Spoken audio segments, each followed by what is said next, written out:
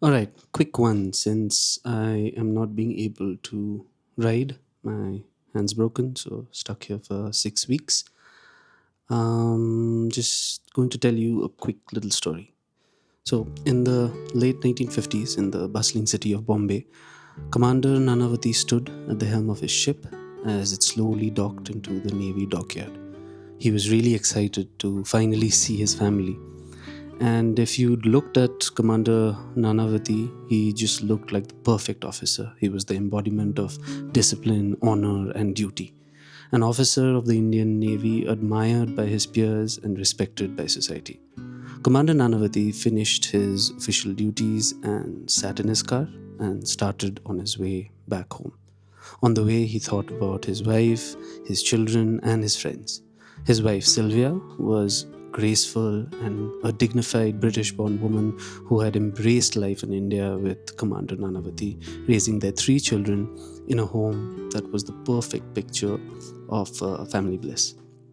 His large group of friends consisted of naval officers and businessmen. It was the 1950s, and they had these amazing dinners with their friends, which often ended in a lot of dancing and laughter and generally a lot of fun. Among one of his closest friends was Prem Ahuja. Prem was a wealthy businessman who was suave and had a carefree spirit, and the commander and his wife enjoyed his company. He was one of those people who was always the heart of the party. As the commander reached home, he couldn't help but smile, thinking of the next few days of all the fun that he would be having. He approached the house, got out of his car, and his children, with their mother, ran to him. They hugged him, each one of them speaking one over the other, telling their father everything that had happened over the last few months. And it was just a really heartwarming moment for the family, with their father back. Sylvia, however, his wife, seemed a little off. This went on for some time, and the commander could sense something was wrong. So, in the evening, he called Sylvia to their room, asked her to sit down, and just generally asked her if something was wrong. Being a naval officer's wife was difficult, with the months he had to spend away from home. And Sylvia seemed like she had accepted that part of their marriage. However, something was not right, and as the commander kept asking about it, Sylvia suddenly burst into tears.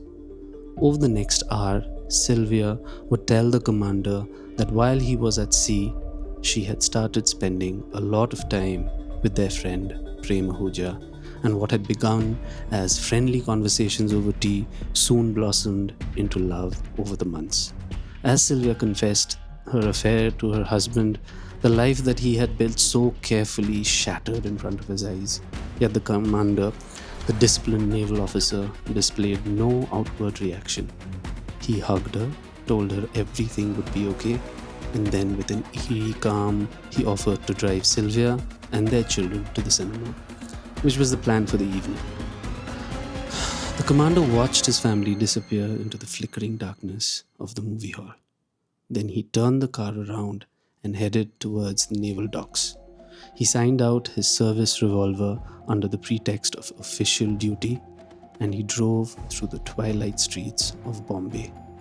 Each second, he pulsed with his inner turmoil. Every turn of the wheel, there was a silent battle between rage and the iron discipline of a soldier. Reaching Prem Ahuja's flat, Nanavati knocked, entered, and looked Prem straight in the eye. The Prem who had opened the door, smiling for his friend, suddenly understood what was happening. In the next few seconds, his smile faded as the commander asked him one single question. Would he marry Sylvia and take care of the children? Prem looked back at him and said no. He wasn't intending of marrying Sylvia, and it wasn't that serious for him. The commander didn't hear anymore. He pulled out his service revolver, and a single shot rang out. The bloodied figure of Prem Ahuja fell to the ground.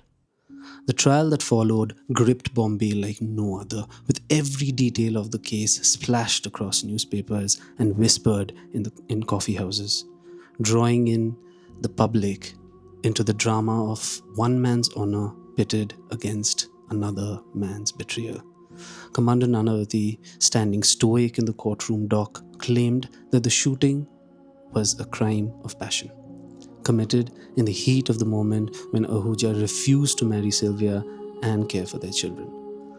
The defense, led by the brilliant Karl Khandalawala, argued that Nanavati's actions fell within the exceptions of sudden provocation under Section 300, Exception 1 of the IPC, and therefore amounted to culpable homicide, not amounting to murder.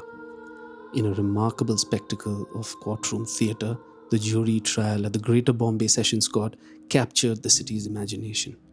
After days of impassionate arguments, the witnesses and the testimonies, the jury returned with a verdict of not guilty by an overwhelming majority of 8-1, finding that Nanavati had indeed acted in sudden provocation and was therefore not guilty of murder. But the sessions judge, sensing that the jury's verdict was perhaps swayed by the public sympathy and not grounded in the law, found it perverse and referred the case to the Bombay High Court under Section 307 of the CPC. At the High Court, the matter took a dramatic turn. The judges examined the entire record of the case afresh, finding that Nanavati's actions had of course been premeditated.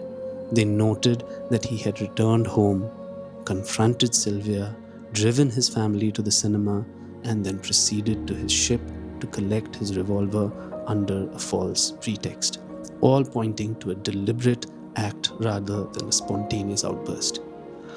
On September the 24th, 1959, the Bombay High Court overturned the jury's verdict and convicted Nanavati of murder under Section 302 of the IPC, sentencing him to life imprisonment. Now, Nanavati appealed to the Supreme Court of India, which in 1961 delivered its final verdict, where the Supreme Court upheld the High Court's judgment, ruling that the evidence clearly showed a calculated act and that the defense of sudden provocation did not hold. Nanavati's conviction of murder was confirmed, and he began serving his life sentence in prison. Now, the reason that this case is so important to Indian law is because of two things. The first one is that the public and media outcry on this case intensified, and the general consensus was that Nanavati was just a wronged husband defending his honor.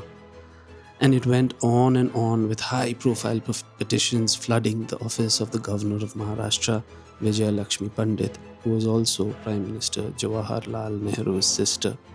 It ultimately led to the governor granting a pardon to Nanavati in 1964 under Article 161 of the Indian Constitution, after only serving 3 years in prison. It was said that this clemency was not a judicial acquittal. His conviction of murder stood in the records, but he was released from prison, his debt to society deemed paid by the hand of mercy of the governor. He flew off to Canada and lived the rest of his life there with his wife and the rest of his family. And the second most important reason why this case is so important for Indian law is that it may have been the final blow to India's jury system. So if you ever wonder why India does not have a jury system, it's mostly because of this case, after which the Parliament formally abolished the jury system in India in 1960, recognizing that public sentiment and the media cannot be trusted to deliver impartial justice.